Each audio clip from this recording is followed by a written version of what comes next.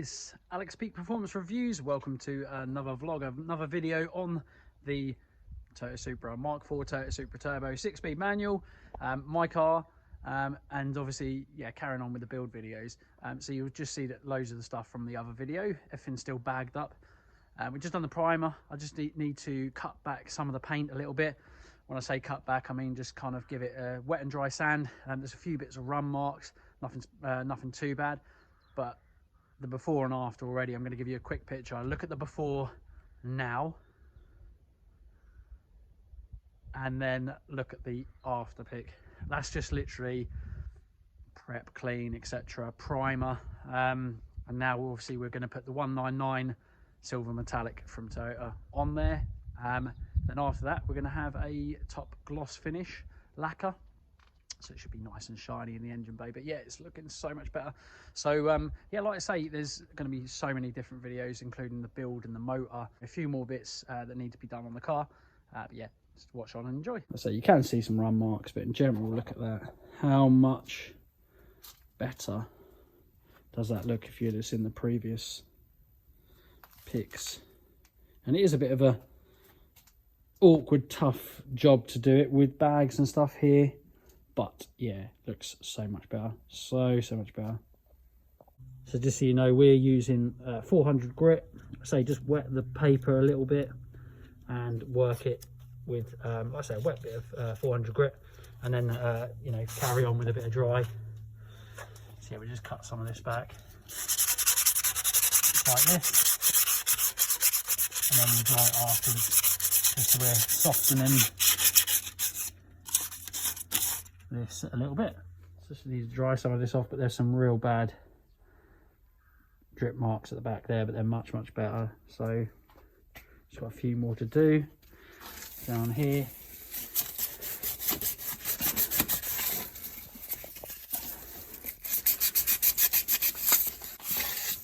So you're just moving them out a little bit so the next layer can go on. So yeah, I've just cut back all the parts of the primer, and I'm just actually wearing this because it's a really nice tight fitting face mask, and I'm going to wear this over the top of it. I'm going to feel like I'm not going to be able to breathe. This has got a little mini filter in it. You are probably better getting a really proper industrial filter one, but yeah, like, top coat's going to go on now. Or say top coat, it's going to be the main 116 finish, metallic finish, then the lacquer's going to go on. So yeah, crack on and see how we end up making this look. We have probably applied the first gloss 199 silver spray is the engine bay. I'll flip this around just quickly for you. And yeah, like I say, this isn't the best way to do it, obviously, but it's a good way of still making it look so much better than not prepping it. And you, like I say, you would have seen from the pictures I said previous. Yeah, still a few run marks, but we can sort that out because we are going to go over another time, maybe even 3 coats of this 199. Gonna stop, let it dry. I've got lots of other jobs to get on with. Give it another coat, and then I say we did find a few bits actually that we almost kind of forgot. There is a bit of overspray here and there on a few panels, but you can probably see there. But they're easy sortable with a bit of white spirits on the individual parts. Some of them just wipe off on like metals, like the over braid and stuff, like the braided hose. So yeah, no, it's looking way better. You can probably see from the colour, just there's not even much sun out, but that's already popping over there, that kind of colour on here. So yeah, it's looking way better. We had to move this over so we could get to that part of the strut brace. Like I say, there's still lots of components on, fuse box, etc. So it's not the ideal way to do it. However, a million miles better, and it is looking good. So yeah, watch on, I'll get a bit more for you. So while we're waiting for the spray to dry, we've pre-prepped and cut with the Dremel this area for the iPad integration. I've actually oversized cut this a little bit, which is not on purpose, my bad basically. You can see almost the outlines, and I tell you what, cutting with the Dremel is actually a lot harder than it looks, especially when you've got backing parts that are kind of snag sometimes on the cutter. So yeah, it's not great, but there's a way of sorting that, I think. We're going to clean up the edges, make it nice and straight, so it's a nice kind of rectangular shape and straight, But what I am going to do is I'm going to basically pre-fill or fill any areas that we don't get with like a sealant, a black sealant, so you won't see it. And then I will finish it with a silver spray. But basically what I've decided to do, because this is always going to be really awkward to flush mount in here, I'm not going to do what some people do and they have these brackets on the outside. They look horrible in my opinion. I do want to have it kind of flush mount looked. So I've got an old DIN, double DIN stereo panel. I'm going to use that as a backing plate, which will go essentially underneath it. And then we're going to fix kind of bracketry to the outside edge. You're using this home flux kind of, it's like a, I think it's just an aluminium, nice lightweight aluminium. And I'm going to put little brackets on some of these sides and then attach that to the back of the panel that you would have seen from my, I think, 2 videos prior here. And that's going to sit on top of there. And what that'll do is that'll give it a nice strong base to kind of, when you do press your iPad in, you basically sit in there like that. Any hole or areas that are a little bit exposed will just be filled. It's nothing too major. So I say I've overcut it. It's not like massively, but if you can understand what I'm saying, if you can't, then you'll see when I've finalised this. Anyway, I'm going to get to doing my weird and wacky ideas and integrate that to that while the Supra is having its engine bay drying, shall we say. So yeah, anyway, I'm going to crack on. Right, so it's not perfect, you've just got to continue to do a little bit more, but as you can see, it's the edges and the like jaggers are a lot softer now, so we're going to keep going at that. I've given it a little tapered edge and rounded corners as well, so it looks nicer. We'll get this nice and absolute straight. You've got to take a lot of time with this, and then when you do that, literally, like I say, we're going to redo this panel actually in terms of colour and spray, so any imperfections and lumps and bumps will be taken out. Like I say, we'll put primer, sand, wet and dry, get rid of all that crap, because it's been overdue actually to redo this panel. Someone's done it before I even had the car in a 116 silver, which I like in the interior, to be honest with you. I think it looks good. You either do black stealthy look, which I was tempted to do that, but then that'll be the whole lot. Could do that because obviously we've got some carbon in the engine bay, but it's probably something that I might do at a later date. I might go back to the old black colour, which is like an OEM type finish. It's not going to look OEM in there because there's a lot of carbon, but actually I quite like the silver with carbon, so may stay with it, but I'm not sure. But we'll go 119 for now, sand this all back and get it all sorted. We've got to get this bracket sorted. Don't know for sure what I'm doing with it, but well, I've got an idea of what I'm going to do with it, but obviously until I start doing it, it's not like anyone else has done it. It's a case of engineering something that works. So yeah, we've got sealant, we've got obviously screws, things like that, cuts we can do to that. We can make some bracketry, which is what I'm going to do. But obviously how that fits on the back when there's not a lot of meat at the back here, especially on this side, who knows? But we'll make something. I'm an engineer. I've been an engineer most of my life. Like I say, this side, nothing to grab on potentially. That side, nothing to grab on. Will it be enough to have a few, maybe one there and one there, one there and one there bracket? Probably. Yeah, it probably will do, because actually that's quite solid, and that's why I wanted to use that. But let's see. I'll let you know what I'm doing or what I end up doing. But yeah, it's going to look amazing at the end of the day. Once this is in there, got rid of my stereo. I'm not going to run a stereo. I never really listen to a stereo, although there will be something in the future actually. Once I integrate this iPad, it's a latest generation iPad mini actually, and not a standard or a normal 10 or 9.7. I think a 10.7 they are now. iPad will not fit in there. Not a standard iPad will be out here.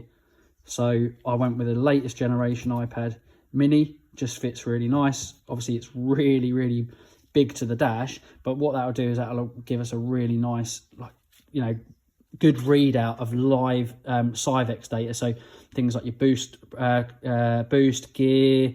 I think the main thing I wanted with it was the cowl settings. I've got a rotary cowl switch. I'll show you it just quickly here, and it's never been mounted that well. Excuse me. A rotary cowl switch, and you just basically go to different cows, and it's pretty crap, to be honest with you. I never liked it really. It works perfectly fine. Some people have it on the dash and stuff. I had it in here. It never sit quite well. I never had enough time, and to be honest with you, Sometimes I was a little bit lazy on setup, and I'm not this time around going to be lazy. I'm going to make things really, really nice. So that rotary cowl switch will go. And what iPad integration will allow is literally on the Syvecs software, Syvecs Pro software. It's really, really nice. Literally on the fly, I can just literally press a button, and I can have so many cowls, different calibrations and map settings, as well as launch control settings, boost by gear, maps, all kinds of crazy stuff. And all I just do is on touch of a button, everything will be in there. You can run loads of amazing dashes, every fancy digital dash you can think of around the world. Syvecs have got about 10 different or 9 different displays, and they're really, really smart, from things that look quite analog to really digitized, like Lamborghini Huracan type dash integration, with loads and loads of different live data. And obviously with it being the Syvecs, everything will be able to be looked at, which is great. So literally, rather than looking at your dials, you just got something right there, very close to where you need to see, and you can see everything you can think of being, you know, live tracked and live telemetry coming through, which will be awesome. So that'd be great to have that. So yeah, it's going to be really nice to have that iPad in there. What I was going to say is with that as well, with that iPad, at a later date, and I have got speakers in the Supra at the moment, not sure whether to take them out or not, but I'm looking to integrate this into a Bluetooth system, and I'll show you how to do it. I've found some weird and wonderful ways of doing it, getting a Bluetooth module that has a built-in amplifier. What that would then do is you could, I think you can buy ones that have Ono sockets, or sockets where literally essentially you could get the wires running from the amplifier direct to your different speakers. So that way, like I say, you've got rid of this heavy ass standard stereo you've got, which I had a Pioneer one, a big a double dim Pioneer one, and you can run your music and that from Spotify, Amazon Prime Music, whatever you use, to the speakers, and you can still have a stereo, which I wouldn't mind actually, as much as I do like to go crazy with you know, getting the car nice and lightweight. We are doing that with a lot of carbon fiber and titanium parts, so yeah, that will be quite cool, so it'll save a bit of weight. But yeah, anyway, let's crack on. So there you go, not perfect, but this is basically pretty much flush mount. This is like a bit of fettling. Yes, like I say, unless you're, I don't know, getting it laser cut somehow, you're going to have some imperfections or a load of imperfections. But we can sort that with a bit of spray. Like I say, it's not going to be perfect, but in my opinion, it looks better than some bracket that's sitting outside. We can clean that all up really, really nicely, and where there's some gaps that you can't do nothing about, we can kind of fill and smooth those out using some, yeah, like basically putty or like a sealant basically, and we can kind of flush mount that. It'll be a black sealant. We can spray it afterwards, and we can fill all the gaps and kind of shape them as well, so it should end up looking like a nice panel. Like I say, then the iPad will just sit in there. What we'll do is, once we know where that needs to be, which is basically where it is now, we're going to put that up with this panel here, and yeah, start working out how we can kind of fix it to the panel. So yeah, happy days. So far so good. So this is the orientation we're going to be doing things. So the thing what I'm going to do is actually, I'm going to get this here, and this is the orientation we're going to go for. So what I've done is got this roughly in the middle from each flange, either side underneath, give or take, like I say. Oh, there you go, move that. I'll probably see really well, but yeah, we can obviously move that. It's just on the screw basically, so it's moving. But yeah, roughly centralized anyway. And what we'll do is, once we've got that centralized, what I've done is I've used a screw. I've screwed through this just to give me something that keeps it where it needs to be roughly. And then, like I say, we're going to glue it, because if we screw these, even though they are nice and flat, these the iPad's not going to sit in there, definitely not going to sit in there properly and flushly and click in and clip in there. So yeah, we're going to screw that like we did, and we have, get this to exactly where we want, and then glue it. And then once we've glued that, then we can kind of make some brackets to fix on some of those areas that we need to. And flipping this around, actually, I've got an idea of what I want to do. I think once the bracket is in there, We could probably fix it to the Syvecs system. It's just you've got to be really careful, make sure we don't hit any electrics. So I'll probably pull that off, just make sure we're not, see where we can tap into, and that will grab onto that, and then we'll get another bracket that will go onto that, another bracket onto that. I think we won't bother with the bottom one, and it should keep it nice and straight, because what I'll do, probably put maybe 2 brackets on this side, one here and one here, and then between them, triangulation of strength, bracing. It shouldn't go nowhere really. Fingers crossed, should be all good. Okay, like I say, it's screwed in, and we've got the bracket, yeah, I suppose it is a bracket, doubled in bracket, roughly where we want it anyway. It doesn't have to be centralised, just where we want it, because obviously we can have the brackets where they need to be, so then we can kind of move it exactly where we want to and wherever we want to. So as long as it's on there nicely, I think we're on to a winner. So we're gonna go ahead and glue this to that, and yeah, go from there. So this is what we're using, industrial grade super glue. I'll put links in the bio to everything we've used today, like I did in my other videos. But yeah, we're going to put a little ream around everywhere. Like I say, this is industrial grade stuff, so once this is stuck, it really should stay where it needs to stay without the need for screws, which is great. So that will do the job. Like I say, what I'm going to do is I'm going overboard. I'm going to go industrial glue, and I'm going to glue it, and I'm going to put a ream once that's dried, which will be quite quick. I'm going to put a ream of this stuff, and this is going to be used, basically no nails. That's going to be used to do the little sealant part as well, and the filling part. And like I say, when this is all, it just gives you, like I say, an extra bonding surface. I suppose it's me being ultra pedantic about that holding, because last thing you want to do is press down and then it just kind of fall through. Not as good, because it's got a good back in there, but you don't want it kind of to pull away. So I'm going to go overboard and glue, make it nice and strong, make it last, and then get those brackets on. There you go, all glued. If you're doing it like I am, you want to keep rotating and pushing that the whole part away from the desk, because otherwise you're going to stick it to the desk. I've done stuff like that before, but not for a long time. So yeah, just keep moving it, make sure it doesn't stick to the table, or else you're not going to get it off. That will be really frustrating.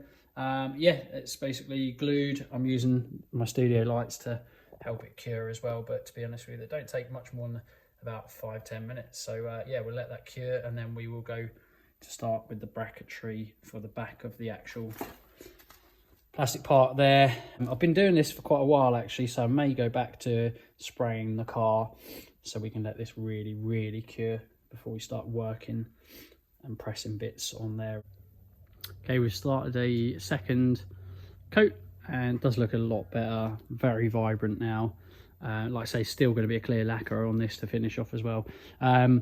Again, like I say, and I have said it enough, I know I have, this isn't the right way to do things. It's very hard to make sure that these bags don't end up touching the paint, which actually we've done a really good job. You'd not believe it, but you just have to be really meticulous and bend things a certain way, or put things in a certain way. When I say bend things, be careful, just kind of turning things up, just making sure they're not touching stuff. We've had to kind of put things back a little bit, touch up those bits, go back to those bits. Like I say, it's really hard. I don't advise it, but I'll be honest with you, this isn't a concourse car. It's not going to be going to shows just to do show and shine. This, don't get me wrong, it's going to look beautiful. This is going to make a massive amount of difference. 8 out of 10 engine bay as opposed to a 10 out of 10 engine bay, but really good. It's going to look lovely. So far I'm really pleased with it. It looks so much more vibrant and so much nicer. Yeah, just need to do, I'm going to do a third and final coat, and then 2 or 3, 4 even clear coats, and yeah, this is going to be done, looking good. Be careful how you glue with this stuff, because it is absolutely hideous. It sticks to everything. Yeah, and it does take, you know, quite some time before it still stays tacky for quite some time. But yeah, we're pretty much done. I say done, all glued, should I say. I'm going to leave this on because like I say, it still feels quite tacky, but because we leave this on and we've got like a good bit of glue on there, we should be able to start making the brackets for the back of this, which I'm going to do now. So what I'm doing is there's loads of gaps. I've just basically, I call it like a tack weld with basically that high industrial glue. What I ended up doing, like I say, I've made this fit like pretty much perfectly. Well, I'll say perfectly, nowhere near perfectly, but so it's a tight fit, and basically I've used some things to kind of pack up whatever you can use to pack up it to a rough height of where it needs to be and where it needs to sit. And then I've basically got it so it's nice and level, flush where I wanted it, and I've literally just put 4 or a load of as much as little bits of glue as I can, let it dry up, and then what I'm doing is essentially I'm using this no-nails as like a poly filler, and it may look absolutely disgusting, but what I'm doing is I'm filling all the little bits around it, all of that excess crap. Do not worry about it, that will come off easy. And don't worry, this stuff will come off with like some white spirits or something, so you will be able to clean this panel up. Like I say, I'm going to spray this panel anyway, so I'm not too fast. It's going to get, you know, taken back to bare. We'll primer it, we'll silver spray it. Main thing is getting this like nice and done. So what we're doing is obviously we're essentially filling the holes with no-nails. We'll do the same with this bigger gap, and the bottom has got some huge gaps, but there's a way we can build that up, I think, with something to fill it. We'll find a way. Engineers always find a way. Right, so you'll have to trust me on this one. It looks really, really messy, but trust me, this is going to look really, really good. Like I say, essentially using no-nails almost like a poly filler, basically filling in the cracks, filling in, and what it obviously also does, it doesn't only fill in the gaps and stuff, it also glues. So it's a good glue, so it's just filling up all the cracks, literally building some areas down there. What we'll have to do is we'll have to just you probably have to get like a nice Stanley knife, and when you go to put the iPad in, I suspect some of those are going to just be in the way. Probably just shave those parts away. So this is the kind of thing that does take a bit of time.